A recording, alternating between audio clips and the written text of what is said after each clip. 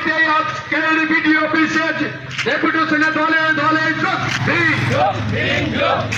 ইনকিলাব ইনকিলাব ইনকিলাব CPIM অবিলম্বে বৈধ ভোটারদের ভোটার লিস্টে নাম নথিভুক্ত করতে হবে।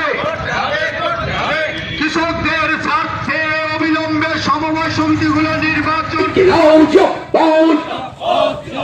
সিপিআইএম এই লাগাম ছাড়া মূল্য বৃদ্ধির বিরুদ্ধে সিপিআইএম লড়ছে লড়বে।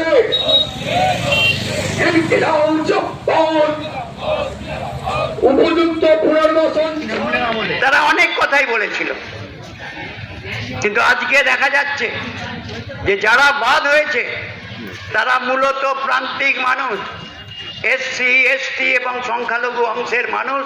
তাদের হচ্ছে নাম বাতিল হয়ে গেছে, তাদের হচ্ছে অ্যাডজুডিকেশনে আছে। মধ্যে চলে আসতে পারলে ভালো। আমরা চেষ্টা করেছি, হয়তো 2-5 মিনিট চেতনতা রয়েছে। আজকের এই ডেপুটেশনের যে কর্মসূচি, এই কর্মসূচির যে সভা, এই সভায় সভাপতিত্ব করার জন্য আমি মহাদেব হালদারের নাম প্রস্তাব করছি। সমর্থন করছি মহাদেব দা। আচ্ছা, সভাপতির অনুমতি নিয়ে ভেতরে যারা যারা যাবেন 5,500 কোটি টাকা, আর কেন্দ্রীয় সরকার দেবে 8,200 কোটি টাকা। যে সরকার 30,000 কোটি টাকা গতকাল ঋণ করেছে, সে 5,000 কোটি টাকা কোথা থেকে দেবে? 5,000 কোটি টাকা দেবে না।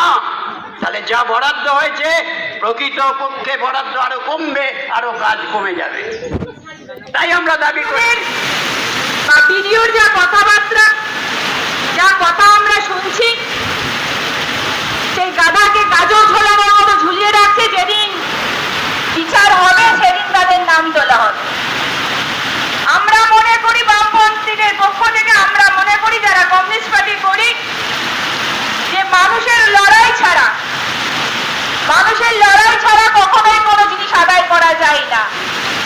তাই যাদের আজকে উপস্থিত হয়েছেন, যাদের ট্রাইব্যুনালে নাম আছে, যারা মনে করছেন যে আপনার ভারতবর্ষে জন্মেছেন, আপনি ভারতবর্ষের পশ্চিমবাংলায় রাজ্যে জন্মেছেন, আপনার বাপ ঠাকুরদাদা সবাই এখানে আছেন, আপনার বৈধ কাগজপত্র আছে, অথচ আপনাকে ট্রাইব্যুনালে ঝুলিয়ে রাখা হয়েছে।